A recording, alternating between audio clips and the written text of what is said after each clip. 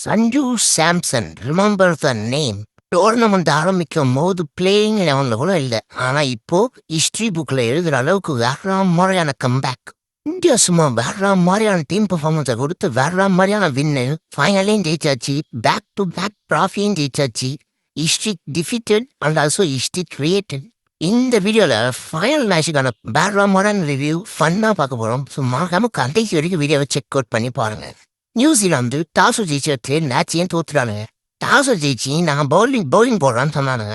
அந்த இடத்துல மேட்சையும் விட்டு, ஆனால் அபிஷேக் சர்மா வேற மாதிரியான கம்பேக்டா அப்படின்னு சொல்ல மாட்டேன். ஒரு மேட்ச் ஆக்சுவல் ஃபைனலில் வந்துட்டு நல்ல வேலை, பரவாயில்ல, நல்ல வேலை. இந்த நாக் ஃபைனலில் வந்தது அது வரைக்கும் சந்தோஷம் தான். எப்பா உன்னை டீமில் வச்சதுக்கு, எதுக்கு டீமில் இருந்ததுக்காக, அதுவும் என்ன இது ரொம்ப கரெக்டான டைமில் அடித்ததுனால உன்னை பாருண்ணா தம்பி. சேட்டன் அடிப்பொலி தான். கண்டு வாய் என்ன இதெல்லாம் மேக் அவுட்ஸ்னு வந்துட்டாலே 80-90 தான் போலையே. ஸ்டோரி ரொம்ப பயங்கரமாக இருக்குங்க. டோர்னமெண்ட் ஆரம்பிக்கும் போது 11 இல்லை. இப்போ என்ன நாக்கம் பிளேயர் ஆஃப் த டோர்னமெண்ட்டே வாங்கிட்டு போயிட்டாரு. வேற மாதிரி நான் பர்ஃபார்மன்ஸ் பண்ணேன். சஞ்சு சாம்சன் தலா நீ வேற மாதிரி தலை, வா வா இப்படியே சிஎஸ்கேக்கு வந்துடு, அது மட்டும் போதும். அதுக்கு அடுத்து தான் இஷான் கிஷான். நான் செலக்டர்ஸ் உண்மையான பேஜியே சல்யூட் கொடுத்தாங்கன்னா வேற மாதிரி. நீங்கள் நினச்சிருந்தா யாரையாவது நான் டீம் எடுத்துகிட்டு போயிட்டே இருந்துக்கலாம். அதுவும் ஒரு ஜெய்ஸ்வாலியோ இல்லை நிதேஷ் சர்மாவோ எடுத்துருக்கலாம். பட் செலக்டர்ஸ் கரெக்டாக கண்டுபிடிச்சி இந்த பையனை எடுத்துகிட்டு வந்து இந்த டோர்னமெண்ட்டில் second highest score of India இவர் தான். ஆற மாதிரிடா செலக்டர்ஸ். அதுக்கு அடுத்து இஷான் கிஷான் நீ ஆற மாதிரியே நான் பேட்டிங் ஆடி ஃபைனலில் வந்து அதுவும் டாப் 3ல எல்லாருமே அடிக்க நொறுக்கி ஸ்கோராக இந்தியா எடுத்துகிட்டு போயிட்டீங்கண்ணா செம்மாடா அப்படின்னு சொல்ல மட்டும் தான் நம்ப முடியும்.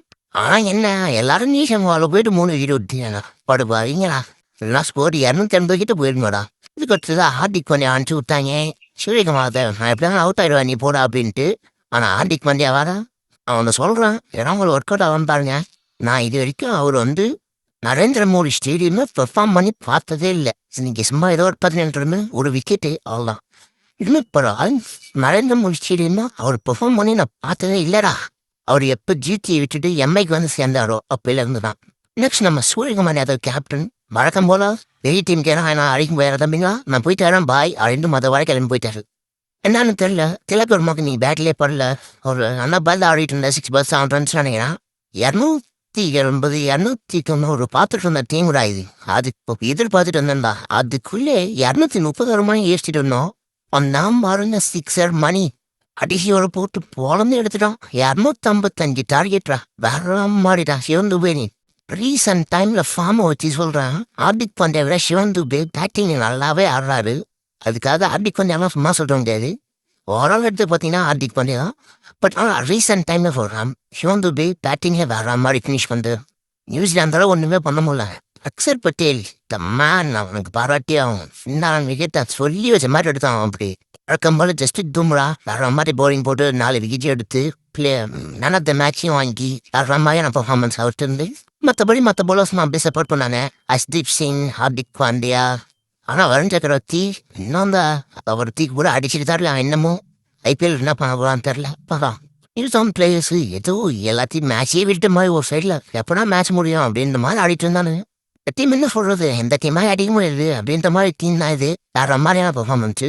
சவுத் ஆஃப்ரிக்கா கூட அந்த மேட்சை தோற்று மேட்ச் அப்படியே ஒன் சைடாக போச்சு. ஆனால் இந்தியா ஜெயிச்சதில் ரொம்ப சந்தோஷம் அப்படின்னு சொல்லாமல் சந்தோஷமாக இருந்தது. ஆனால் தோற்றுருந்தாங்க ரொம்ப சோகமாக இருந்தது. அது ஏன் இப்படின்னு தெரில. ஒன் சைடாக ஜெயிச்சா ஓகே அப்படின்ற மாதிரி இருக்கு. ஆனால் தோத்துட்டாங்க ரொம்ப சோகத்தில் இருக்கிற மாதிரி இருக்குடா. என்னால் ஆகலாம். நீங்கள் சொல்லுங்கள், இந்தியன் டீமில் வேறு யாராலும் பெரிய பர்ஃபார்மன்ஸ் வந்து இந்தியா ஜெயிச்சதை பற்றி உங்கள் கருத்து இந்த மாதிரி கமாண்டை சொல்லிட்டு சப்ஸ்கிரைப் பண்ணி தட்டி விட்டு போயிருங்க.